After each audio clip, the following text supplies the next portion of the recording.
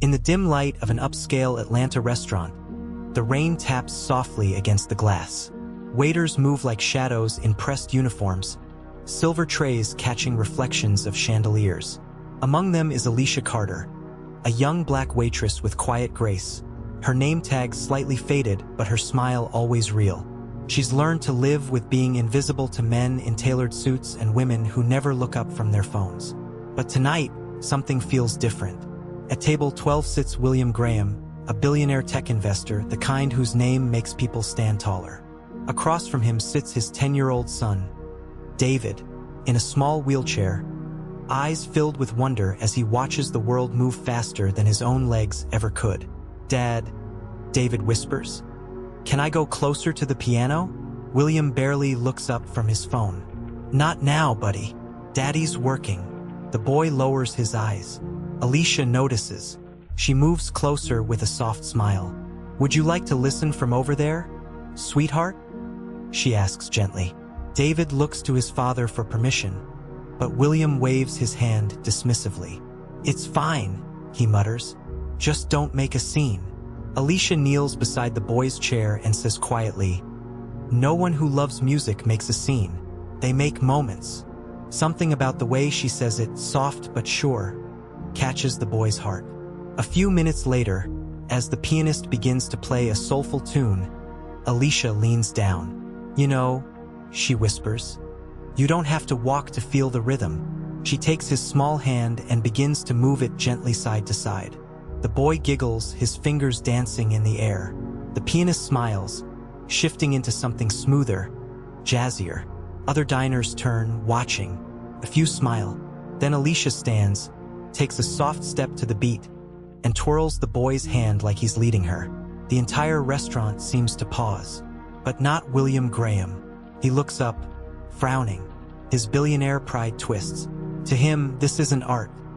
It's a waitress dancing in front of his table. "Excuse me." His voice slices through the melody. "Miss, what exactly do you think you're doing?" The music stops. Every eye turns. Alicia's hand drops. David looks terrified. "Sir," she begins softly. "We were just what? Turning my dinner into a circus." William's voice rises. "You're here to serve, not perform." Silence. Even the rain seems to stop. Alicia lowers her gaze, whispers, "I'm sorry, sir." She starts to walk away, but David's small voice breaks through the stillness. "Dad, she was dancing with me." The boy's words hang in the air like a truth no one dares touch. William stares, but pride blinds him. He signals for the manager. "This is unacceptable," he snaps. The manager, sweating, pulls Alicia aside. "Just go to the back, all right? Let me handle this." She nods quietly, though her hands tremble. But David's voice trembles louder. "Dad, she was trying to make me happy. I can't dance, but she made me feel like I could." William's throat tightens, but his pride keeps his jaw locked. "That's enough, son." The restaurant returns to its hum, but something cracks in the air, and maybe, deep down in William too. Hours later, the crowd has gone. The lights are dimmer, and Alicia cleans the last table in silence. Her shift is almost over when she hears footsteps. William stands by the piano, holding his son's coat. "You're still here," he says quietly. She nods without looking up. "Yes, sir. Someone has to close." He exhales. "About earlier, maybe I overreacted." Alicia looks at him then, eyes steady, tired but kind. "You didn't overreact, sir. You reacted exactly how people like me expect people like you to." The words hit harder than she intends. She turns away. William hesitates. "I wasn't always like this," he says, voice low. "After my wife passed, You stopped dancing," she finishes for him, wiping down the counter. He looks up, surprised. "How'd you know that?" "Because grief has a rhythm too. You learn to recognize it." For the first time that night, he's speechless. The billionaire who commands rooms, who ends meetings with a word, can't find any now. He glances at the piano.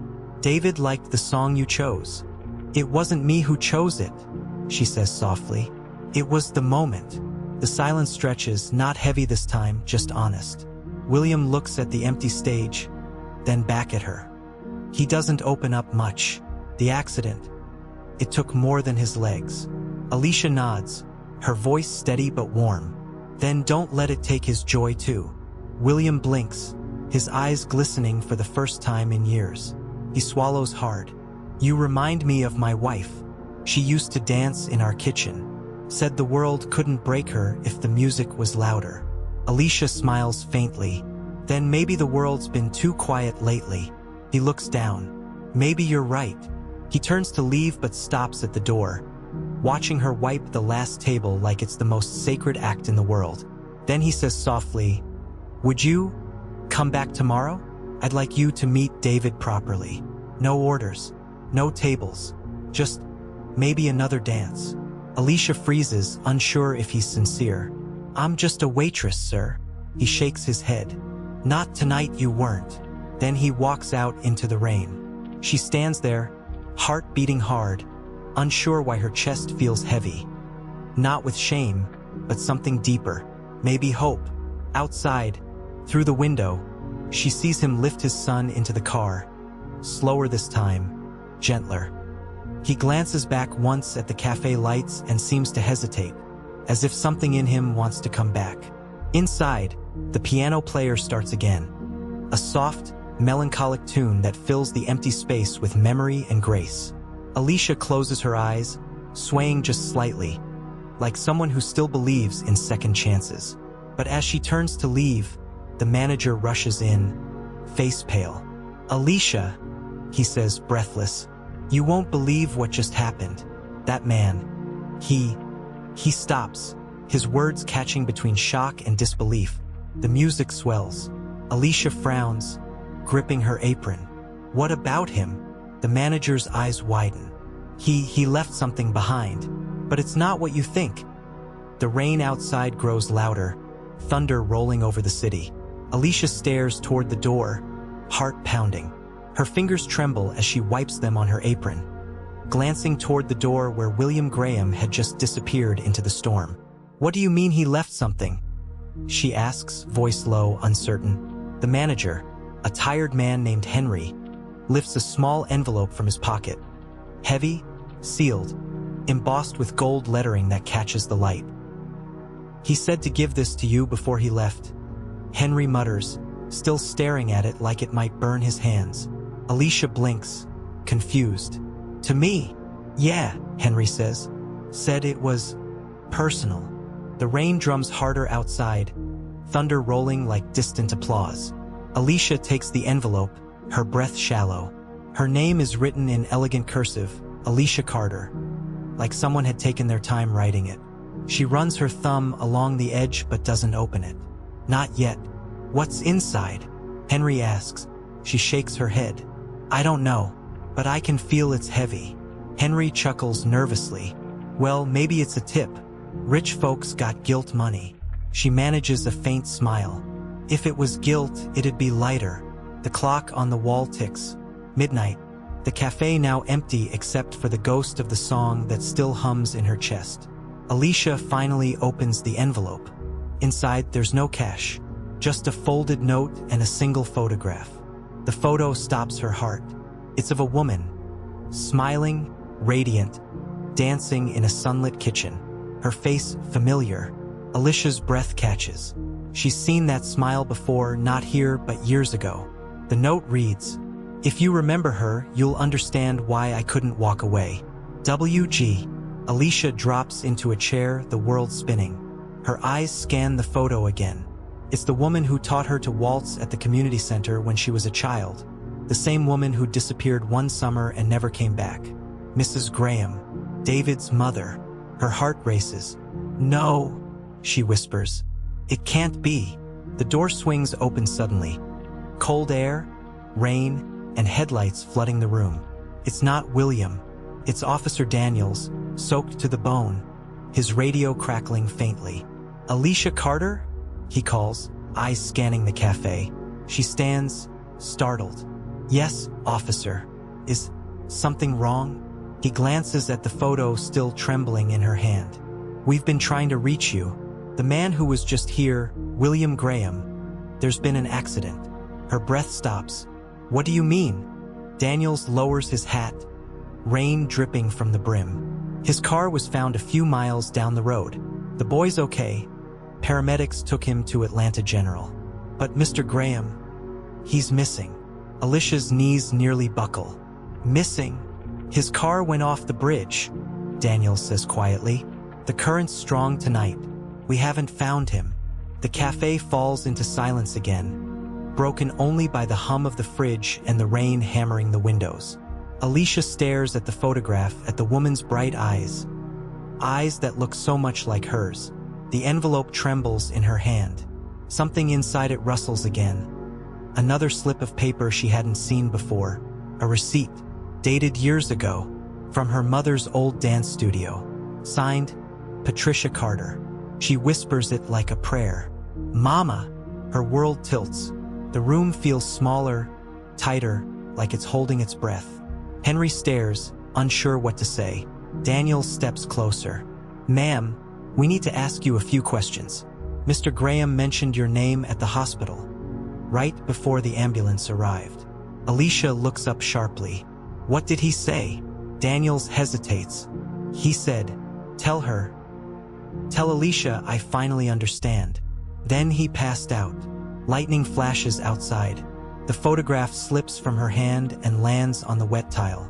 The ink smears as she whispers, understand what? Daniels glances toward the window. Maybe something he saw tonight. Maybe something he's seen before. Alicia stares at the storm, the city lights blurring through the rain. I have to go, she says. Daniels shakes his head. Ma'am, the hospital's on lockdown until they stabilize the boy. But she's already grabbing her coat, the envelope pressed against her chest like it's the only solid thing left. Then I'll wait, she says, because something tells me this isn't over. Outside, the rain slows to a whisper. Somewhere in the distance, a faint siren fades. The night feels suspended, like the whole city is waiting to exhale. Alicia steps out into the street, the photograph clutched tight. Behind her, in the shadowed booth where William had sat hours before, a cell phone buzzes softly on the leather seat, still glowing with an unsent message on the screen. To Alicia Carter. I think I finally remember where we met. The storm had quieted, but the city still held its breath. Streetlights flickered over puddles as Alicia's footsteps echoed down the hospital corridor. Her waitress uniform was damp, her curls frizzed by rain, her eyes swollen from sleeplessness. She clutched the envelope like it was a piece of her past or her future. At the end of the hall, behind a glass door, she saw him, David Graham, the little boy who danced without fear. He was awake now, small hands gripping the edge of the hospital blanket. When he saw her, his face lit up. Miss Alicia, he whispered, voice weak but sure. You came. She smiled through tears. Of course I did, baby. Nurse Hayes, a red-haired woman with kind green eyes, gave Alicia a nod. He's been asking for you since they brought him in, she said softly. He wouldn't stop until we promised to find you. Alicia steps closer to the bed, the smell of antiseptic mixing with the faint sweetness of the teddy bear tucked under David's arm. Where's your daddy? She asks gently. David's smile falters. He went to get Mama, he says, pointing toward the window. He said he was going to bring her back. Alicia freezes. Your Mama. The nurse shifts uncomfortably.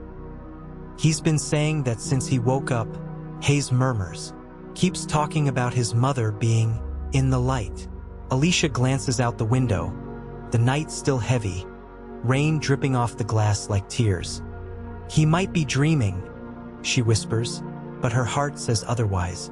Then her phone buzzes. Unknown number. One new message.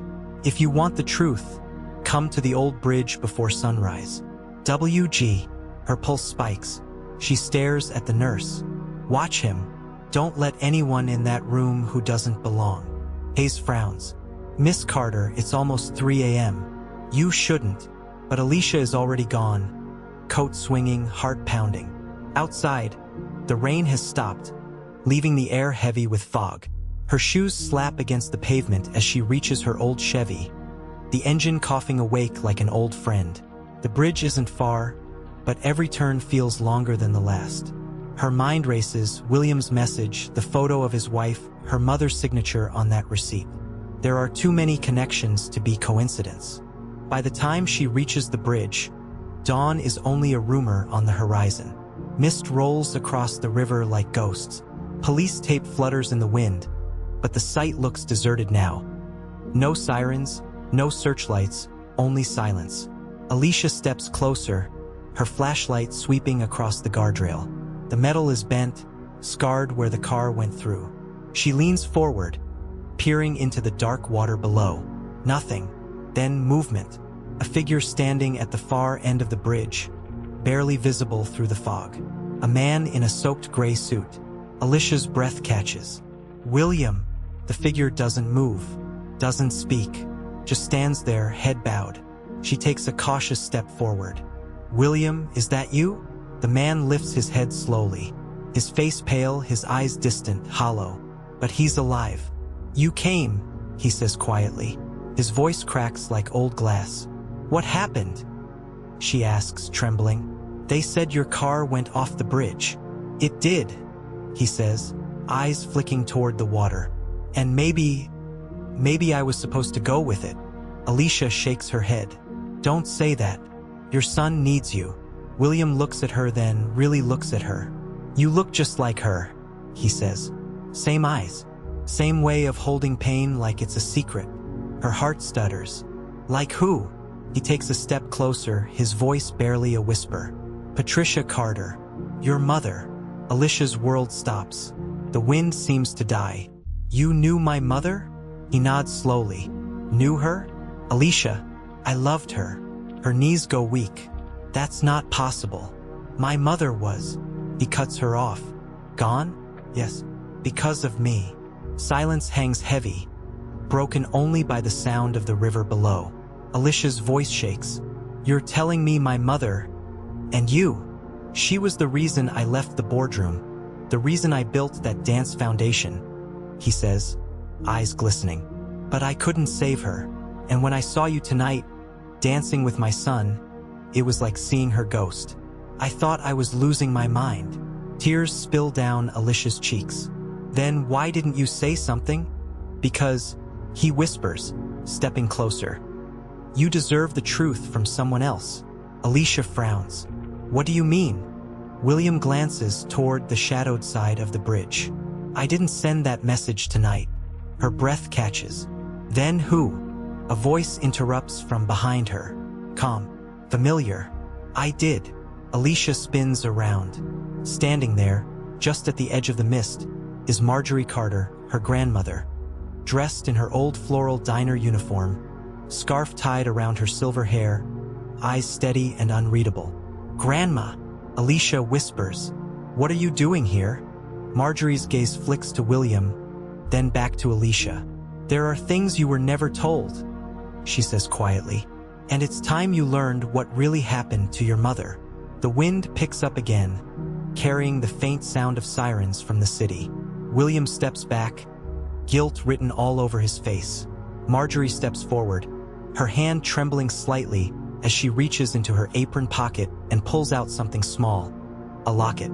She places it in Alicia's palm. Inside, two faces, one young, one older, one unmistakably William Graham. Alicia stares at it, shaking. What is this? Marjorie's eyes glisten. Proof, she says softly, that the past never really died. It just changed its name. Lightning flashes over the bridge, illuminating their faces. Grief, confusion, and something else buried beneath. Alicia clutches the locket, heart pounding, voice trembling. What do you mean? Marjorie exhales, eyes filled with sorrow. Because, baby, the man you think destroyed your mother's life, she nods toward William, might just be the man who tried to save it. The wind roars, the bridge groans, the river below surges, and before Alicia can speak, a shout echoes from the darkness. Miss Carter, step away from the edge. Flashlights, police voices, A new figure running through the fog. Detective Marcus Reynolds, coat flapping, eyes locked on her. "Alicia," he yells again. "You're in danger." She turns in confusion. "What are you talking about?" But before Marcus can answer, a gunshot cracks through the night. Marjorie screams. William staggers back, clutching his shoulder, collapsing near the rail. Alicia freezes, the world spinning, the locket slipping from her fingers into the rushing dark. Marcus shouts into his radio. "Shots fired. Officer down. I need backup." And somewhere in the fog, a dark silhouette retreats into the mist, tall, calm, wearing a black suit. The same man who'd been watching the cafe hours earlier. The same man who wasn't supposed to exist. The same man whose eyes never showed mercy. The sound of the gunshot still echoed through the fog like a ghost refusing to fade. Alicia dropped to her knees beside William, her hands pressing against the wound in his shoulder. "Stay with me, William," she cried, her voice trembling. His eyes fluttered open, dazed and pained, blood seeping through his shirt. "He's back," he whispered, his breath shallow. I left that life behind." Detective Marcus Reynolds reached them seconds later, gun drawn, eyes scanning the mist. "Who fired that shot?" he barked. "Did you see him?" Alicia pointed toward the fading silhouette at the far end of the bridge. "There, he went that way." Marcus dashed forward, radio crackling. "This is Detective Reynolds. Suspect fleeing east end of Jackson Bridge. Male, black suit, armed." The mist swallowed his words as he disappeared into the dark. Marjorie knelt beside her granddaughter, eyes glistening. "Lord have mercy," she whispered, helping Alicia keep pressure on the wound. "He's losing too much blood." William groaned, his voice weak. Not like before, please." Alicia's tears streaked down her cheeks. "Don't you dare close your eyes," he coughed, the pain tightening his face. "You need to listen. There's more you don't know." Marjorie's eyes narrowed. "Not now, William. Save your breath." But he shook his head stubbornly. "You think this is about the past?" he rasped. "It's not. It's about what's still coming." Alicia frowned. "What do you mean? What's coming?" William's gaze drifted toward the bridge's edge, where the locket had fallen. "He's not just a man," he whispered. "He's a warning." Sirens wailed in the distance, closer now. Marcus's voice echoed faintly somewhere in the fog. "Drop your weapon. Don't move." Then silence. A silence too heavy to trust. Alicia turned to her grandmother. "Grandma, who was that man? Why did he shoot?" Marjorie hesitated, her lips trembling. "Because some truths, baby, don't want to stay buried." The flashing red and blue lights cut through the mist, police cars screeching to a halt. Paramedics rushed forward, pulling William onto a stretcher. He grabbed Alicia's hand, blood cold against her skin. "You have to find it," he whispered. "Find what?" she pleaded. "The truth," he breathed. "Before he does." The medics lifted him into the ambulance. Alicia tried to follow, but an officer stopped her. "Ma'am, please stay back." Marjorie stood silently, her face unreadable. Marcus reappeared from the fog, breathing hard, his trench coat wet. "He's gone," he said grimly. "Disappeared into the woods. It's like he vanished." "Who is he?" Alicia demanded. Marcus looked at her for a long moment. "We've been chasing him for months. He's connected to disappearances, politicians, and money trails that lead back to people like Graham." Alicia blinked. "People like him?" "Billionaires," Marcus said quietly. "The kind who buy silence." William's ambulance sped off, sirens screaming into the distance. Alicia's eyes followed the flashing lights until they vanished. "He said something," she murmured. "He said that man wasn't just a man, that he was a warning." Marcus frowned. "A warning about what?" Before she could answer, Marjorie's voice cut through the tension, low, trembling. "Because that man in the black suit, he came to see me once too." Alicia turned sharply. "What?" Marjorie nodded, tears glinting in her eyes. Years ago, right after your mama disappeared. He told me to stop asking questions. Said if I didn't, someone else would vanish next. Marcus's jaw tightened. And you didn't report it? Marjorie's voice broke. Honey, you don't report the devil. You pray he forgets your name. The detective fell silent, his eyes scanning the mist again. Well, he muttered. Looks like he just remembered. Alicia looked down at her trembling hands, William's blood drying against her skin. She felt it then, deep in her chest. A cold certainty that the story wasn't done, that every answer she'd found only opened a darker door. The fog began to lift as the first light of dawn broke over the water. The bridge glimmered wet and silver, almost peaceful again. But then Alicia's phone buzzed in her pocket. Unknown number. One new message. She opened it. Just 5 words. Your mother is still alive. Her breath caught.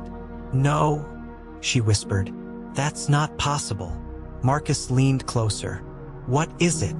Alicia showed him the screen. His expression hardened. Where did that come from? Before she could answer, another message appeared. Come alone if you want the truth. Midnight. The old church. The phone buzzed one last time. An image attachment. Alicia opened it. Her heart stopped. It was a photo, grainy, dim, but clear enough. A woman sitting in a candle-lit room. Older, weary, but unmistakably Patricia Carter. Her mother. Marcus read the message, then looked at her gravely. Alicia, he said, this could be a trap. Alicia's voice shook. Maybe, but if there's even a chance. Marjorie grabbed her arm, tears spilling. Don't go there alone, baby. That man, he's not human. Alicia looked out at the rising sun, her jaw tight, her fear swallowed by resolve. Then he picked the wrong woman to haunt. Marcus placed a hand on her shoulder. If you're going, I'm going too. Alicia nodded slowly, eyes fixed on the horizon. Midnight then. The wind rustled through the bridge cables like whispers from the past. Somewhere far away, in the reflection of the water, a figure in a black suit watched them, silent, waiting, and in the next moment, the phone in Alicia's hand went black, its screen flashing one final message before it died. She's not the only one. Midnight. The old church stood at the edge of the city like a forgotten prayer.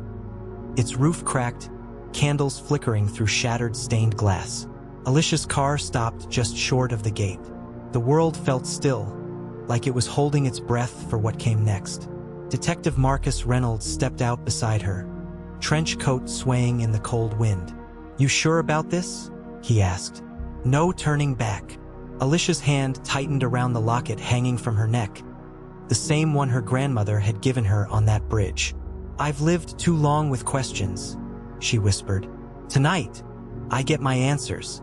They pushed open the church doors. Candlelight shimmered across the pews.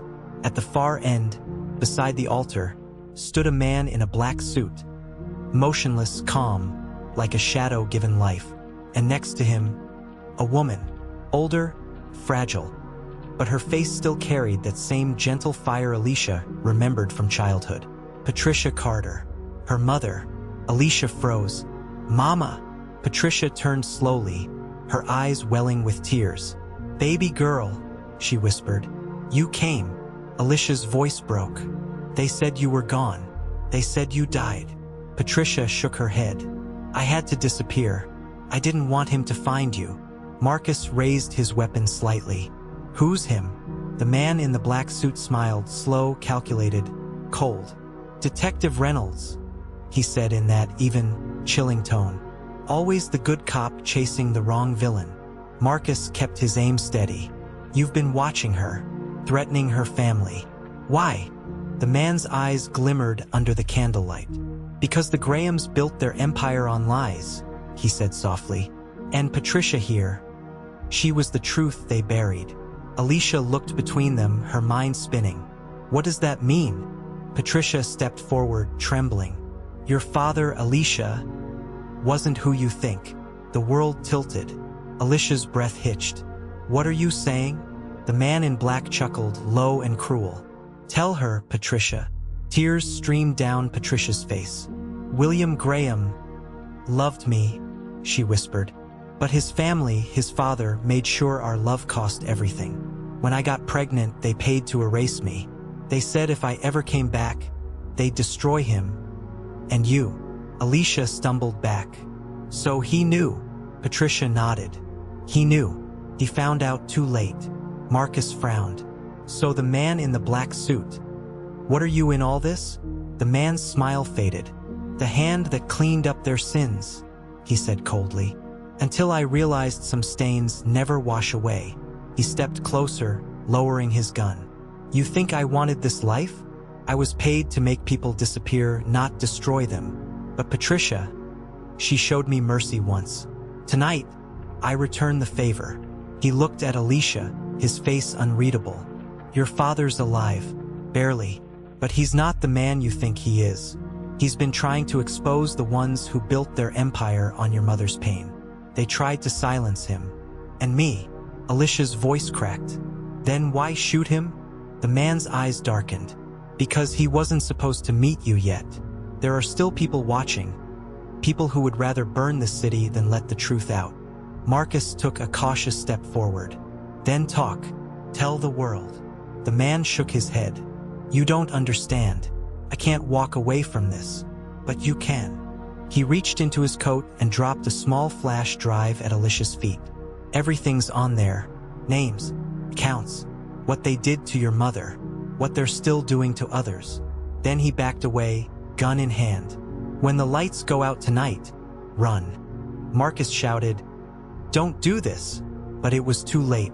The man turned the gun on himself, whispering, Some debts you can't outrun. A single shot echoed through the church. The candles flickered, and silence swallowed the room. Alicia fell to her knees, shaking. Patricia held her close, whispering through tears, It's over, baby. It's finally over. Marcus knelt beside them, picking up the flash drive, staring at it like it was both salvation and curse. This could change everything, he said. Alicia looked at her mother, at the woman she thought she'd lost forever. What do we do now? Patricia cupped her daughter's face, her voice trembling but strong. We tell the truth, even if the world isn't ready to hear it. Morning sunlight broke through the stained glass, painting their faces in gold and red. Alicia stood, blood and tears on her hands, eyes steady. No more hiding, she said. They buried our story in silence. But silence ends today. Marcus nodded. Then let's make sure the world listens. As they walked out into the new dawn, the bells of the church began to ring, slow, heavy, and haunting. Somewhere in the distance, a siren wailed. But this time, it didn't sound like fear. It sounded like change. And from the shadows beneath the old oak tree, a small red light blinked on a nearby camera lens, recording everything. Someone else had been watching. Someone who wasn't finished. Alicia stopped, eyes narrowing. We're not done, are we? She whispered. Marcus shook his head. No, this was just the first act.